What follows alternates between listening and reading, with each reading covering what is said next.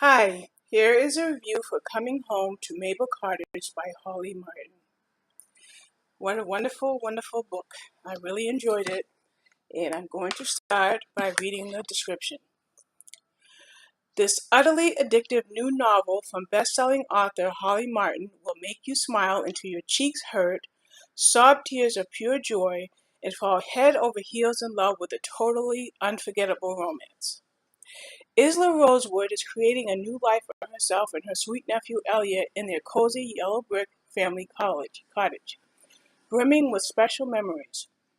Living in Sandcastle Bay was never part of Isla's plan, but after her brother Matthew's tragic accident, her whole world changed as she unexpectedly became a mother to the little boy she adored so much.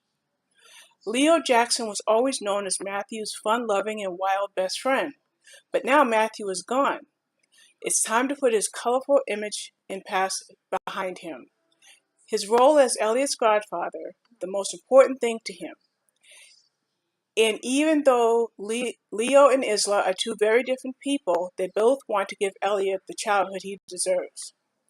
As the three of them enjoy time together watching fireworks, baking cakes, and collecting conkers, Isla begins to see a softer side to the charming Leo, with his twinkling eyes and mischievous sense of humor.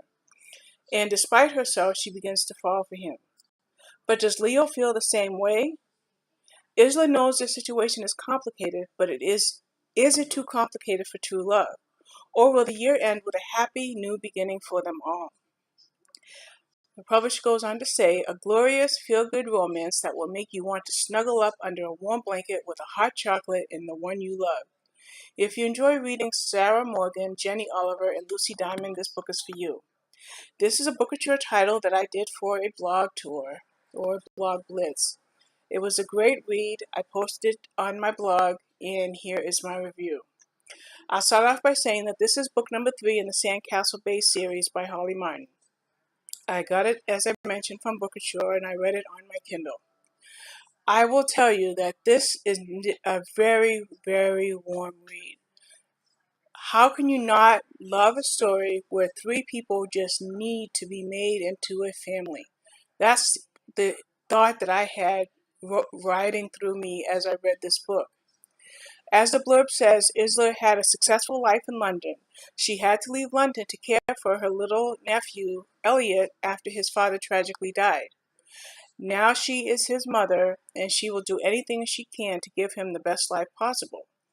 Meanwhile, Leo Jackson was made Elliot's godfather when Elliot was a baby, and so between Leo and Isla, they are completely devoted to Elliot. They'll do anything they can to make this little boy happy and to give him the most perfect life. However, they did share an idyllic night together years ago, and so there is an attraction between them. Now Leo has changed. He wants to protect Elliot and Isla. He wants to take care of them. So he continually proposes to Isla, but every time he proposes, she turns him down. Why does she keep turning him down? It's more than evident that she's fallen for him. What is it that she wants?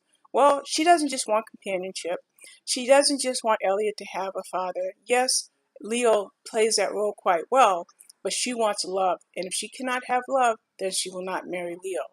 She doesn't think he's capable of it, and maybe he is, maybe he isn't. Meanwhile, we start to see other characters. The characters that we see are characters that were in the previous stories in this series. These have all found love. Even Isla's mother has found love.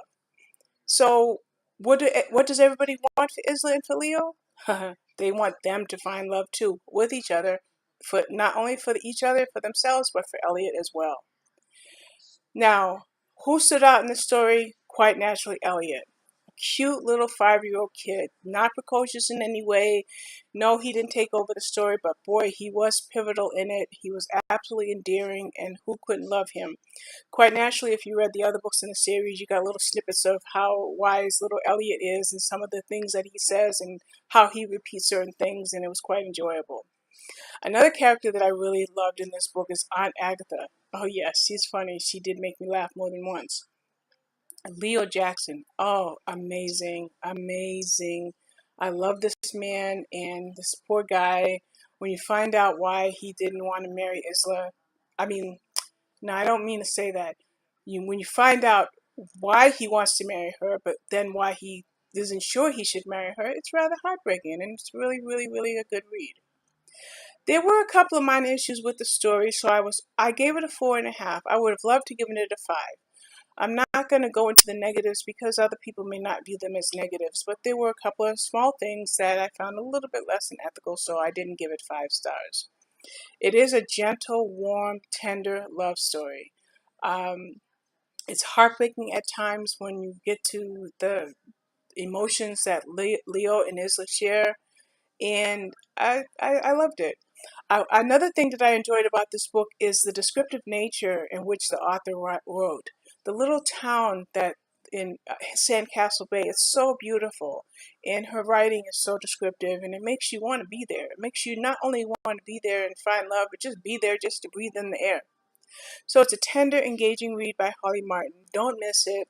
It's a wonderful series. As I mentioned, this is book number 3 in this series, and I think you like it. I think that's about all I can say. Check out the review on my blog if you like. I'll put a link for the book below in case you should decide to purchase it on Amazon. And as an Amazon affiliate, should you purchase the book via my link, then quite naturally there'll be a few pennies that go towards my account. But in any way, it won't affect you and how much you pay for the book yourself. I hope you enjoyed this book, and I hope the review was helpful to you as well. All right, take care. Bye.